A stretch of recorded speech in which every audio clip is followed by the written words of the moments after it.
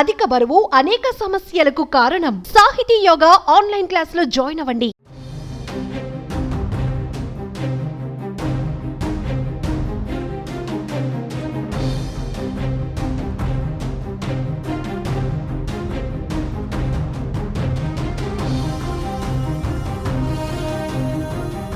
పాకిస్తాన్ ని కుండపోత వర్షాలు వణికిస్తున్నాయి. ఈ వర్షాలకు ఆకస్మిక వరదలు సంభవించాయి.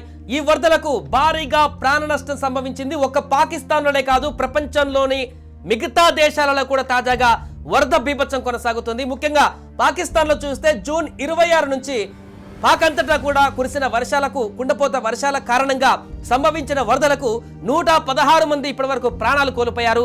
దాదాపుగా 253 మంది వరకు గాయపడినట్లుగా ఆ దేశ జాతీయ విపత్తు నిర్వహణ అథారిటీ వెల్లడించింది. సో వర్ష సంబంధిత ఘటనల కారణంగా గత 24 గంటల్లో మరో 5గురు అక్కడ ప్రాణాలు కోల్పోయారని, 41 మంది గాయపడినట్లుగా తెలిపింది. అత్యధికంగా తూర్పు పంజాబ్ ప్రావిన్సెస్ లో 44 మంది ప్రాణాలు కోల్పోయారు. ఆ తర్వాత ఖైబర్ పఖ్తూన్ఖ్వా ప్రావిన్స్ లో 37 మంది, సింధు ప్రావిన్స్ లో 18 మంది, బలూచిస్తాన్ ప్రావిన్స్ లో 16 మంది మృతి చెందారు. ఈ వర్షాల కారణంగా పాక్ ఆక్రమిత కాశ్మీర్ లో ఒక వ్యక్తి ప్రాణాలు కోల్పోగా సుమారు 5గురు గాయపడినట్లుగా NDMA తెలిపింది. మరోవైపు ఆయా ప్రావిన్సెస్ లకు జాతీయ విపత్తు నిర్వహణ అథారిటీ వెదర్ అలర్ట్ జారీ చేసింది. పంజాబ్, ఖైబర్ పఖ్తూన్ఖ్వా, బలూచిస్తాన్ ప్రావిన్సెస్ లో గురువారం వరకు భారీ వర్షాలు కొనసాగే అవకాశం ఉందని తెలిపింది.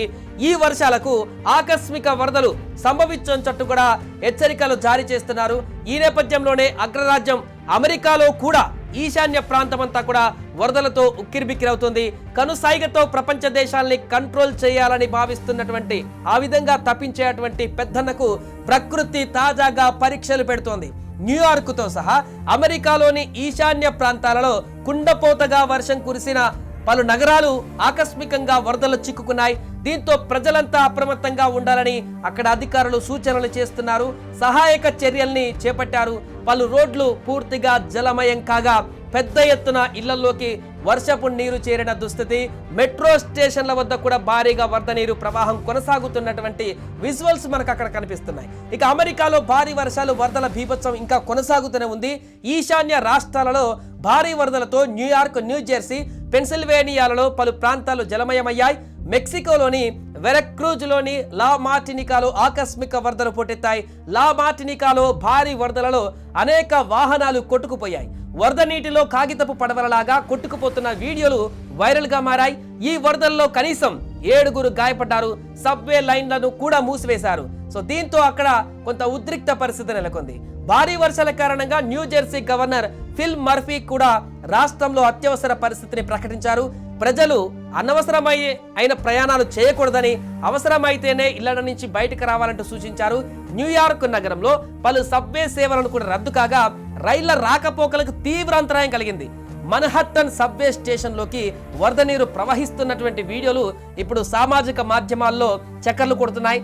పెన్సిల్వేనియాలోని మౌంట్ జాయ్ ప్రాంతాల్లో కేవలం 5 గంటల్లోనే 17.8 సెంటీమీటర్ల వర్షపాతం కురిసిందంటే అక్కడ ఎలాంటి పరిస్థితి ఉందో అర్థం చేసుకోవచ్చు.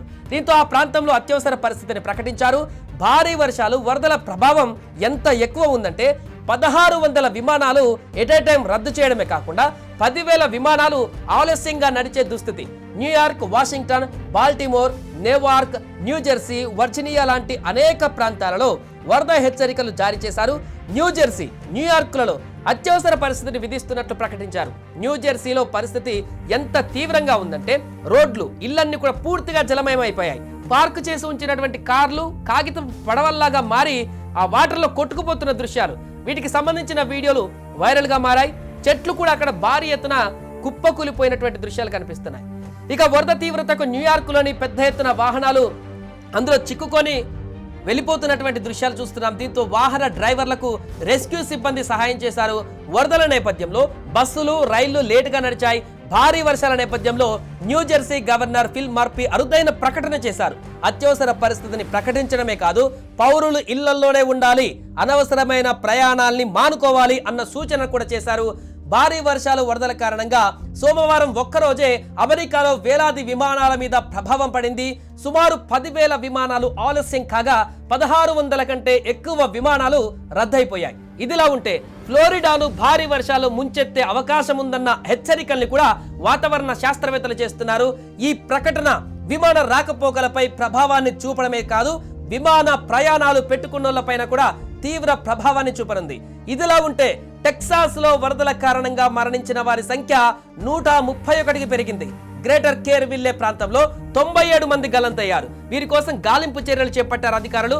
భారీ వర్షాలు వరదల కారణంగా కేర్ కౌంటీలో మరణించిన వారిలో 1/3 మంది చిన్నారులే ఉండడం కూడా అక్కడ మరింత భయాందోళనకు గురి చేస్తోంది.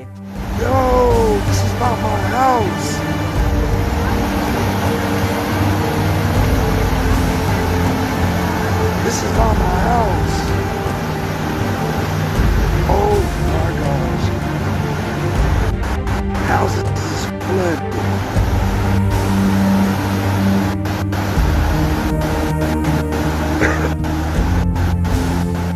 సుమన్ టీవీలో మీ పర్సనల్ అండ్ బిజినెస్ ప్రమోషన్స్ కోసం కింది నెంబర్కి కాంటాక్ట్ చేయండి.